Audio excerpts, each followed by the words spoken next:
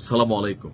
একটা ভিডিও দেখাচ্ছি, বিশেষ করে ভিডিওটা সর্বোচ্চ শেয়ার করবেন যেন আইন শৃঙ্খলা বাহিনীর চোখে পড়ে এবং কি আমরা মেকশিওর হতে পারি এই ছেলেটাই আসলে সে ফয়সাল, যাকে হাদির শুটার বলা হতো। তো আপনাদের সামনে ফয়সালের একটা ভিডিও স্টেটমেন্ট নিয়ে আসছি। আসলে সে যদি ফয়সাল হয় তাহলে বিষয়টা প্রশ্নবোধক যে আসলে হাদিকে কারা শেষ করেছে। দুবাইয়ে এই মুহূর্তে অবস্থান করছে হাদির শুটার ফয়সাল। তার মুখ থেকে সামান্য বক্তব্য শুনবো, বাকিটা পরে বলছি। হ্যালো এভরিওয়ান, আমি ফয়সাল করিম মাসুদ। আপনারা যে হাদি হত্যাকাণ্ডের সাথে আমার জড়িত থাকার কথা জানেন।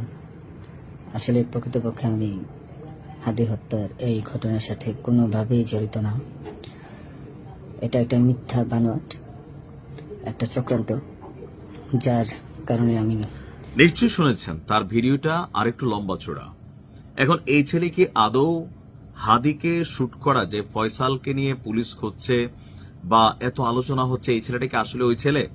যদি হয়ে থাকে এই ভিডিওটাকে এআই জেনারেটেড নাকি প্রকৃত? কারণ অনেক সময় এআই এর কবলে আমরা বাংলাদেশ পড়ে গেছি।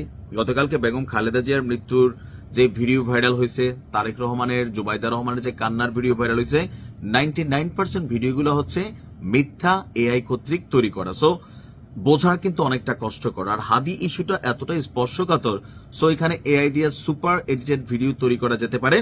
তবে ভিডিওটার সত্যতা নিশ্চয় আইন শৃঙ্খলা বাহিনী বা যারা আছেন তারা দেখবেন। এখন এই ভিডিওতে এই শুটার ফয়সাল দাবি করেছে আবার ভিন্ন কথা, যে সে আসলে হাদিকে শুট করে নাই, তার বিরুদ্ধে ষড়যন্ত্র করা হচ্ছে। তার বক্তব্য হচ্ছে হাদির সাথে সে মিশতে পারছে কারণ সে একটা আইটি ফার্ম চালায়। তো আইটি ফার্মের বিভিন্ন স্পন্সর থাকে, সরকারি বেসরকারি বিভিন্ন খাত থেকে এই আইটি ফার্মগুলো সহযোগিতা নেওয়া হয় এবং তাদেরকে এখানে বিভিন্নভাবে কাজ পাইয়ে দেওয়া হয়।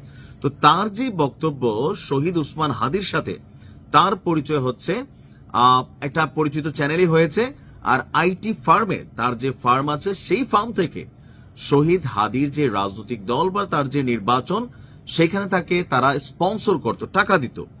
আপনার এমনকি হাদি তার কাছ থেকে আবার টাকাও নিছে। কেন নিছে? যে সরকারি কিছু কাজ ছিল, তার আইটি ফার্মকে শরীফ উসমান হাদি 5 লাখ টাকা নিছে। এমনকি শরীফ উসমান হাদির যে রাজনৈতিক সমাবেশগুলো ছিল, এখন আমি তো ওরকম সমাবেশ দেখি নাই যেখানে হাদির লাখ লাখ টাকা খরচ করতে হয়েছে। আমরা দেখছি ছোট্ট একটা ব্যানার ফেস্টুন টানাইয়া মুড়ি, বাতাসা, জিলাপি বা এই টাইপের জিনিস দিয়া হাদির নির্বাচনী কর্মকাণ্ড চলছে। ইভেন মানুষ স্বপ্রণোদিত হয়ে হাদিকে কিন্তু টাকা দিত। কিন্তু এই যে শুটার ফয়সাল, বা আমি জানি না এই ছেলেটা কে, সে যে বক্তব্য দাবি দিছে যে হাদিকে সে 5 লাখ টাকা দিছে, এমনকি যেদিন হাদি গুলিবিদ্ধ হয়েছে ওই দিনও নাকি তার 10,000 টাকা দিছে। কেন? তার নির্বাচনী ক্যাম্পেইন চালানোর জন্য। তো এত কিছু হাদি কেন করছে? কারণ তার আইটি ফার্ম থেকে হাদিকে স্পন্সর করা হয়তো, টাকা পয়সা প্রোগ্রাম স্পন্সর করা হয়তো, নির্বাচনী ব্যয়ভার বহন করা হবে। আর বিনিময়ে হাদি হচ্ছে সরকারি তথ্য মন্ত্রণালয় সহ বেশ কিছু মানে যে মন্ত্রণালয়গুলো আছে সেগুলোর কিছু সরকারি কাজ তাকে পাইয়ে দেবে।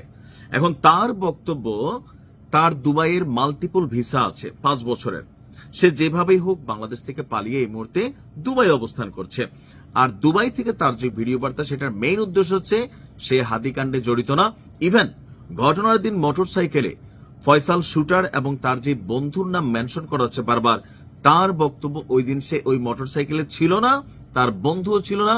এটা পরিকল্পিতভাবে তাকে ফাঁসানোর চেষ্টা। এখন ফয়সালকে আসলে সত্য কথা বলতেছে না মিথ্যা, এটা প্রশ্নবোধক চিহ্ন। কারণ সে যদি এই ঘটনা করেও এটা সে স্বীকার করবে না, কারণ দুবাই থেকে বাংলাদেশ সরকার চাইলেই তাকে কিন্তু ধরে নিয়ে আসতে পারবে।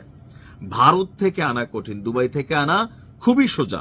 আর সে যদি কোনো স্টেটমেন্ট দেয় তাহলে তার জন্য আরো কঠিন হবে। সো সে হচ্ছে ডিফেন্ডিং স্টেটমেন্ট দিচ্ছে যে সেই ঘটনার সাথে জড়িত না, তার পরিবারকে বিভিন্নভাবে হেনস্থা করা হচ্ছে। তো আমার কাছে মনে হয় দুবাইয়ে বাংলাদেশের যে এম্বাসি আছে, কারণ দুবাইয়ের মধ্যে বাংলাদেশের মতো লুকাইয়া আপনি আইডেন্টিটি মানে ইয়া করে যাইতে পারবেন না, যেহেতু তার একটা পাসপোর্ট আছে।